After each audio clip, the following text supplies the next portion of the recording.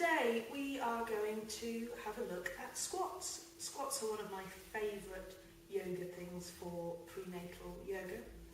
They are amazing.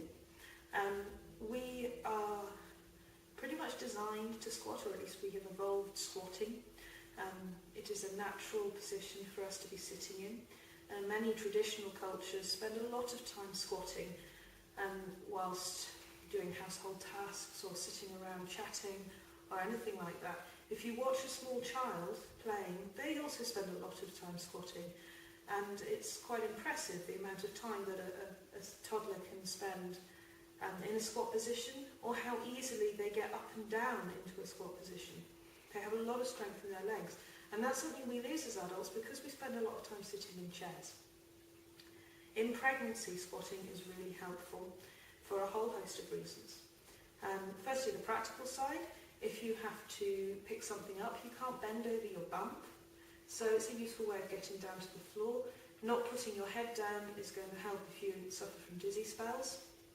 So it's really useful for picking things up off the floor, getting things out of kitchen cupboards, tying your shoelaces, anything like that. A really useful part of your toolkit.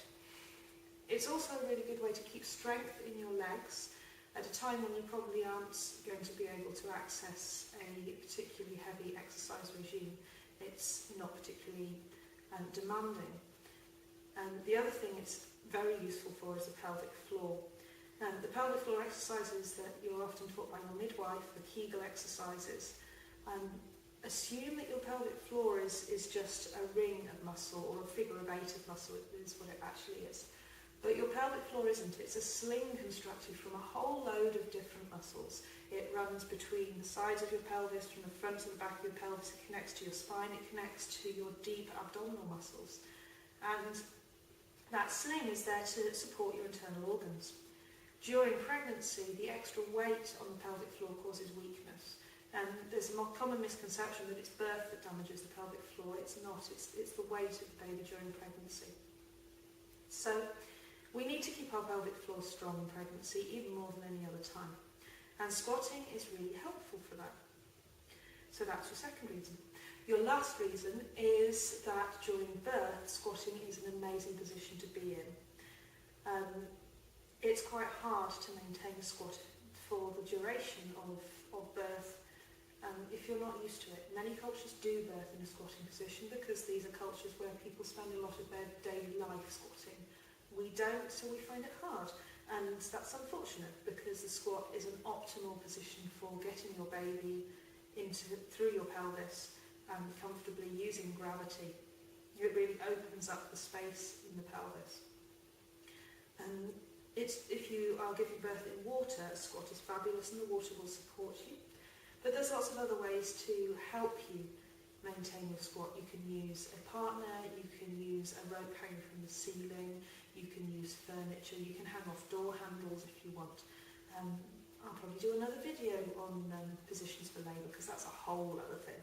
But what I'm going to look at now is effectively training yourself for squatting during pregnancy as a daily exercise. So the first thing we're going to look at is the tension in the calves, because many of us, particularly those of us who wear heels, our calves are too tight and our tendons are too short to actually allow us into a proper squat. So I always get women in my class to prepare by doing a little bit of a stretch on the calves. And I do this using either a block or a rolled up yoga mat, which you stick under your toes, and then we go into Tadasana effectively, but with the toes raised. So we're thinking about keeping the tail down, keeping nice and strong and tall. And you can relax into this. You can actually spend a few minutes in this. I'm not going to because that won't work very well for the video, but you can spend a while just stretching out those calves. To do a good squat, your heels need to be on the floor. And most people, when they squat like this. And this is not good. It's not good for the knees. It's not very stable. And you won't be able to maintain this for very long. A good yoga squat is actually shifts the weight into the heels. And to shift the weight into the heels, you need to hang back. So sometimes it's quite helpful to hold on to somebody's hands or to a door handle. or a swing, or anything like that. I'm going to use a chair. I'm not going to be using this chair too hard because it's not very stable and it will fall over. But if you have a friend, they can sit on a chair for you, and that will be fine. So if you hold on to whatever it is and sit back right into your bottom, the weight should be going into your heels here.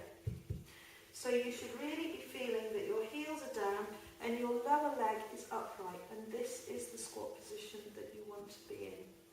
You will probably find this very comfortable, or relatively comfortable, particularly if you're hanging off something to take a little bit of the weight off. A lot of women who discover this in my class, even women who aren't very used to squatting, will find that they're actually quite comfortable in this position when they get it right. Most of the weight is in the heels, and I can actually lift my toes right up and it doesn't affect my balance at all.